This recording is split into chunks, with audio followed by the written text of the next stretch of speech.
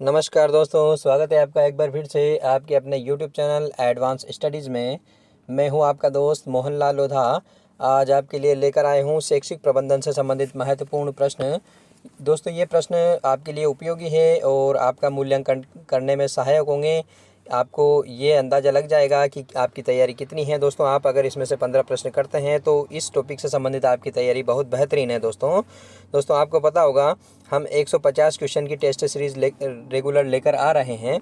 उसके 11 पार्ट हम अपलोड कर चुके हैं, 12वां पार्ट आने वाला है। दोस्तों, पिछले कुछ दिनों से तबीयत ठीक नहीं होने के कारण मैं वो वीडियो आपके लिए उपलब्ध नहीं करवा पाया। कल या परसों वो वीडियो लेक्चर आपके लिए उपलब्ध हो जाएगा। और वो जो सीरीज़ है दोस्तों, आपके एग्ज़ाम तक, जी हाँ दोस्तों, आपके एग्ज़ाम तक कंटिन्यू जारी रहेगी। आप उसके लिए निश्चिंत रहिएगा। आप देखिएगा इस वीडियो लेक्चर को और अपना मूल्यांकन करिएगा। दोस्तों यदि आप चैनल पर नए हों तो प्लीज़ चैनल को सब्सक्राइब करिए, अपने दोस्तों के साथ शेयर करिए और दोस्तों वीडियो को लाइक करना बिल्कुल भी ना भूलें। ओके दोस्तों, तो शुरू करते हैं आज के इस वीडियो लेक्चर का पहला प्रश्न ये है, राजस्थान राज्य पाठ्य पुस्तक मंडल जयपुर के वर्तमान अध्यक्ष कौन है। दोस्तों, तो आपको पता होगा, जो एजुकेशन मिनिस्टर होता है दोस्तों, जी हाँ दोस्तों, CM जो एजुकेशन मिनिस्टर यानी कि शिक्षा मंत्री जो होता है दोस्तों, वो राजस्थान राज्य पाठ्य पुस्तक मंडल का अध्यक्ष होता है। और वर्तमान में शिक्षा मंत्री जो है वो BD कल्ला है। जी हाँ दोस्तों, BD कल्ला यानी कि बुलाकी दास कल्ला है। तो यही वर्तमान में राजस्थान राज्य पाठ्य पुस्तक मंडल के अध्यक्ष हैं। ओके, प्रथम अध्यक्ष जो थे दोस्तों इसके खेत सिंह थे, इसको भी आप याद रख सकते हैं। दूसरा प्रश्न देखिएगा, कल्प। जी हाँ दोस्तों, कल्प का पूरा नाम क्या है। तो कल्प का पूरा नाम है दोस्तों कंप्यूटर असिस्टेंट लर्निंग प्रोग्राम। जी हाँ दोस्तों, कंप्यूटर असिस्टेंट लर्निंग प्रोग्राम कल्प का पूरा नाम है। तीसरा प्रश्न देखिएगा, राजस्थान सरकार ने, जी हाँ दोस्तों, राजस्थान सरकार ने RSCERT उदयपुर के माध्यम से हवा महल कार्यक्रम कब प्रारंभ किया। तो दोस्तों ये कार्यक्रम प्रारंभ किया था 2 मई 2020 को। जी हाँ दोस्तों, 2 मई 2020 को हवा महल कार्यक्रम प्रारंभ किया था RSCERT उदयपुर के माध्यम से।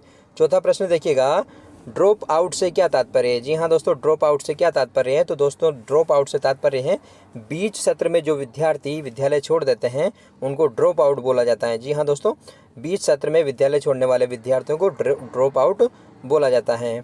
नेक्स्ट प्रश्न देखिएगा, पांचवा, SIQE का भाग नहीं है। कौन सा SIQE का भाग नहीं है।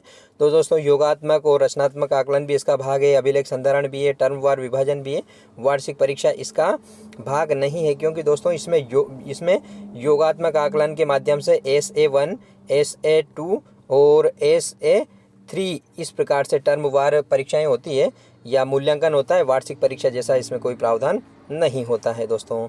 तो D वाला इसमें आपका विकल्प सही हो जाएगा। छठा प्रश्न देखिएगा, नो बैग डे से क्या तात्पर्य है।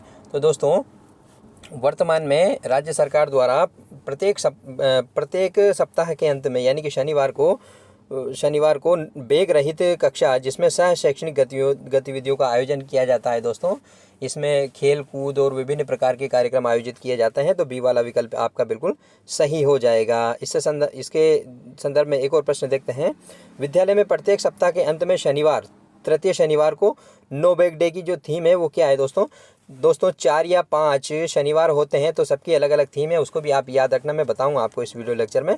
तो जो तृतीय जो शनिवार होता है दोस्तों, उसकी थीम है दोस्तों खेलेगा राजस्थान बढ़ेगा राजस्थान। जी हाँ दोस्तों, खेलेगा राजस्थान बढ़ेगा राजस्थान तीसरा जो शनिवार है उसकी थीम है। और राजस्थान को पहचानो। जी हाँ दोस्तों, राजस्थान को पहचानो ये पहले शनिवार की थीम है।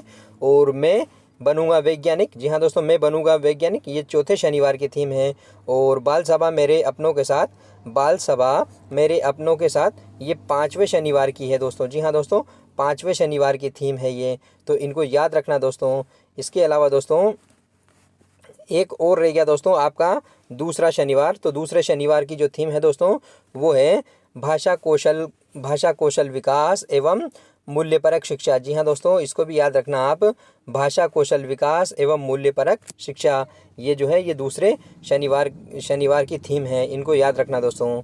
8वां प्रश्न देखिएगा, माध्यमिक शिक्षा बोर्ड राजस्थान अजमेर द्वारा विद्यार्थियों के लिए कौन सा कार्यक्रम आयोजित नहीं किया जाता है। विद्यार्थियों की बात हो रही है दोस्तों, तो प्रश्नोत्तरी भी होता है दोस्तों, प्रश्नोत्तरी प्रतियोगिता, चित्रकला प्रतियोगिता, आशु भाषण भी होता है, ये तीनों होता है दोस्तों।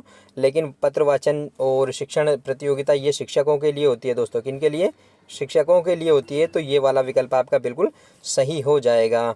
नेक्स्ट देखिएगा दोस्तों, 9वां प्रश्न, मानव संसाधन विकास मंत्रालय ने जिला शिक्षा एवं प्रशिक्षण संस्थान के विभागों, कार्यों व योजनाओं के निर्धारण के लिए 1989 में कौन सी बुक प्रकाशित की थी या कौन सी बुक जारी की थी? तो दोस्तों ये बुक है दोस्तों पिंक गाइड बुक। जी हाँ दोस्तों, पिंक गाइड बुक में जिला शिक्षा एवं प्रशिक्षण संस्थान के कर्तव्य दायित्व निर्धारित है, जो कि डाइट्स के नाम से जाने जाते हैं जिला शिक्षा एवं प्रशिक्षण संस्थान को, district institute of education and training. 10वां प्रश्न देखिएगा, जिला शिक्षा एवं प्रशिक्षण संस्थान में कौन सा प्रभाग संचालित नहीं है? दोस्तों इसमें बेसिकली, जी हाँ दोस्तों, बेसिकली जो कि पिंक बुक में जो उल्लेख है वो 7 विभागों का है। एक इसमें 8वां विभाग भी होता है जो कि प्रशासनिक विभाग है, इसमें शामिल नहीं किया जाता है। 7 विभागों का संचालन इसके द्वारा किया जाता है। तो दोस्तों इसका सही आंसर देखते हैं, पूर्व शिक्षक प्रशिक्षण जो कि BSTC आयोजन करवाता है, जिला संदर्भ इकाई भी है दोस्तों, कार्यानुभव प्रभाग भी है, प्रौढ़ शिक्षा प्रभाग इसमें नहीं है। जी हाँ दोस्तों, प्रौढ़ शिक्षा प्रभाग इसमें संचालित नहीं होता है। 11वां प्रश्न देखिएगा, SIERT के माध्यम से कौन सी पत्रिका का प्रकाशन नहीं किया जाता है? तो दोस्तों संवाद भी है, जिज्ञासा भी है, अनुदेशन भी है, और एक और पत्रिका है दोस्तों जनसंख्या। जी हाँ दोस्तों, जनसंख्या शिक्षा पत्रिका भी इसके द्वारा प्रकाशित की जाती है। जबकि दृष्टि जो है ये माध्यमिक शिक्षा बोर्ड द्वारा ये प्रकाशित की जाती है। दिशा, दृष्टि और गार्गी प्राइम, ये 4 पत्रिकाएं माध्यमिक शिक्षा बोर्ड द्वारा प्रकाशित की जाती है। तो इसका आंसर डी वाला हो जाएगा। 12वां प्रश्न देखिएगा दोस्तों, RTE 2009 की धारा 7 के अंतर्गत वित्तीय एवं अन्य उत्तरदायित्व में हिस्सा बंटाने का प्रावधान है। इसके अंतर्गत केंद्र सरकार और सामान्य श्रेणी के राज्यों के वित्तीय सहयोग कितना है? तो दोस्तों ये है 60, तो केंद्र सरकार देगा 60 रुपये और 40 रुपये सामान्य श्रेणी के राज्य देंगे। जबकि विशिष्ट श्रेणी के राज्य जैसे कि पूर्वोत्तर के राज्य हैं वो 90-40 है, केंद्र सरकार 90 रुपये देगा तो राज्य 10 रुपये लगाएगा। ये अनुपात है दोस्तों, इसको याद रखना। 13वां प्रश्न देखिएगा, RTE 2009 के संदर्भ में निम्नलिखित में से कौन सा विकल्प असंगत है? गलत विकल्प कौन सा है दोस्तों बताना है आपको। तो धारा 25 छात्र शिक्षक अनुपात से संबंधित है, बिल्कुल सही है। धारा 26 शिक्षकों की रिक्तियों का भरा जाना, बिल्कुल सही है दोस्तों। और धारा 19 जो है विद्यालय के मानक तैयार करती है, बिल्कुल सही है दोस्तों।